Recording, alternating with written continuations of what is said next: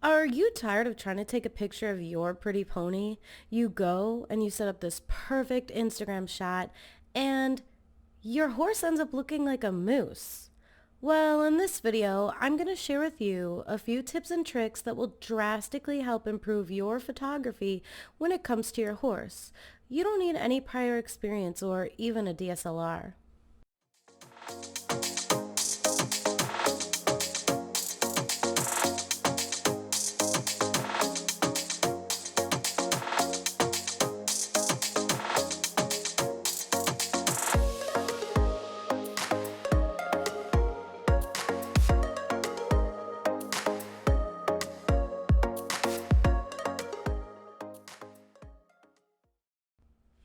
What's up everybody? My name is Chelsea and welcome to my channel.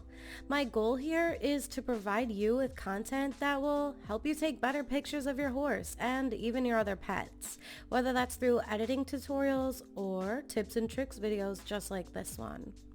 If that sounds like something you're interested in, feel free to hit that subscribe button down below and that little bell next to it. If you click that, well, you'll be notified every time I make a new video.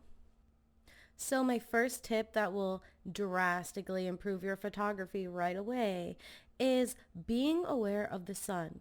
You might step outside on a nice clear blue sky day and think that's great for taking photos, but it's actually the opposite. During the midday, the sun is over the top of you and the light is pretty harsh, meaning that'll create shadows all over your horse. Your best bet would be to find a nice shady spot underneath a tree so that light can become more diffused and softer, eliminating those shadowy distractions. If you don't have shade, well, your best bet would be to position your horse in front of you so the sun is at your back. Therefore, his shadow's falling behind him and it won't cause as much shadowing. However, when you shoot in direct light like that, you're going to get more muscling and structure on your horse than you normally would with a soft light. So when's the best time to take photos, you ask? Golden hour. Golden hour is the time shortly after sunrise and before sunset.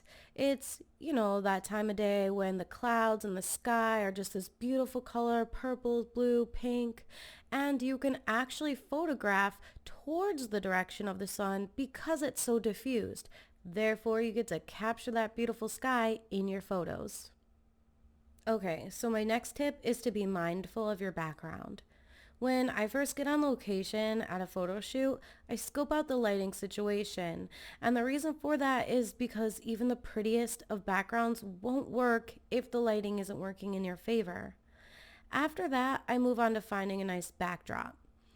And ideally, the most perfect situation is finding a way to create visual interest by placing an object in the foreground, whether that's a bush, some flowers, and your subject, the horse, and then your background. That way you can create contrast in that photo between all three of those elements, and it'll really pop. Remember, a clean and simple background can look a lot nicer than a messy one with barrels, jumps, and cones in the background. If you're really struggling, just try keeping it simple and use the side of a barn. If it's that blurry background you're going for, well, you're going to need to create some distance between your horse and the background in order to get that beautiful bokeh. Don't forget to watch out for the horizon line and where it interacts with your horse. I usually like to have the horizon line fall a little bit above or below the horse's underline, but it is a personal preference thing. Another thing you want to watch out for is trees. You really don't want them growing out of the top of your horse's head. Alright, so my next tip is to watch out for lens distortion and your horse's proportions. That's kind of catchy. What I mean by that is what you see is not always what the lens sees. Your eye sees like a 50mm lens. Therefore, if you're using a wide angle or a camera phone up too close, you can get that moose head look. In order to avoid that, take a couple steps back and use as long of a focal length as possible. If you're really having trouble, try tilting your horse's head so that you could just capture the other side of his eye. Also, something to keep in mind is that shooting up at your horse will make him look bigger and kind of powerful. And the opposite goes for shooting down at your horse. It can make him look smaller, or certain aspects of him smaller, like his legs, and that can lead to looking unproportioned. In most cases, a low angle shot is the most flattering. So you're going to have to get down on your knees or even your stomach, and you'll definitely see a difference in the way your horse looks as compared to standing straight up and taking a picture straight on. My last and final tip for you is, well, practice makes perfect, and try a bunch of different shots at a ton of different angles. What I mean by that is sometimes photographers get so caught up in shooting the same photo, the same angle, the same pose that they forget to try new things and explore a little bit. By just simply trying a new pose or location, you can get a totally different photo. And the same goes with angles. You really get an idea of what works for the horse since they're such a large animal. There's many angles that work for them, and there's also many that don't. As Bob Ross once said, talent is a pursued interest, and anything you're willing to practice, you can do.